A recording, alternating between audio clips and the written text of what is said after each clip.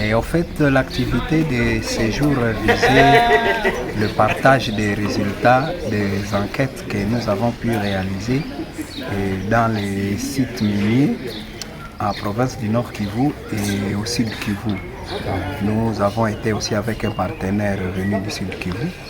Et au-delà de ça, c'était question de partager les différentes expériences et pratiques vécues au niveau de ces enquêtes menées. Pour ce qui est du réseau CREF, nous avons mené une enquête ou disons une recherche sur la situation des périmètres de la Sakima et les impacts de ces périmètres sur le développement des communautés locales. Et pour l'organisation venue du Sud Kivu, à Kadosha, c'était question de partager les rapports autour du monitoring des violations des droits humains et au niveau des sites miniers du Sud Kivu. Quel a été l'objectif d'abord de ces enquêtes qui ont été menées? Pourquoi vraiment vous avez mené ces enquêtes?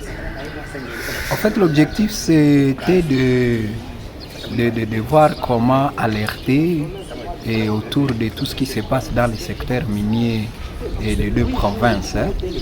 Et comme vous le savez, le secteur minier, c'est un secteur très important en ce qui est de sa contribution et au développement des communautés. Et c'est pour ça que nous avons essayé de faire un état des lieux de la manière dont les exploitations sont en train d'être menées au niveau de ces sites miniers. Essayer de voir si on peut, n'est-ce pas, responsabiliser les différentes parties prenantes, chacune à ce qui le concerne, et pour voir, n'est-ce pas, les attributions ou les missions des uns et des autres, afin de pousser pour la bonne gouvernance et des ressources naturelles au niveau de la province du Nord Kivu et du Sud Kivu. Quelques problèmes peut-être rencontrés dans les sites que vous aviez dû visiter. Voilà. Le problème, c'est que le périmètre concédé, par exemple, de la Sakima, on a compris que ce sont des périmètres où la Sakima ne travaille plus, mais elle a essayé de faire quelques contrats ou signer quelques contrats avec d'autres sociétés. Quand vous êtes en territoire de Walikale, par exemple, il y a des sociétés comme Kibara, il y a Wali Mining et quelques coopératives qui ont signé aussi des contrats commerciaux avec ces sociétés qui mettent en œuvre, disons, ces contrats-là de la Sakima. Mais les communautés ne sont pas informées de tous ces deals, ne sont pas informées de tous ces accords ou protocoles qui sont conclus entre ces sociétés dans le cadre de la médiation ou joint venture. Quand vous êtes au Sud Kivu, il y a plusieurs violations des droits humains qui ont été commises. Et on a identifié plus de 20 cas de violations des droits humains.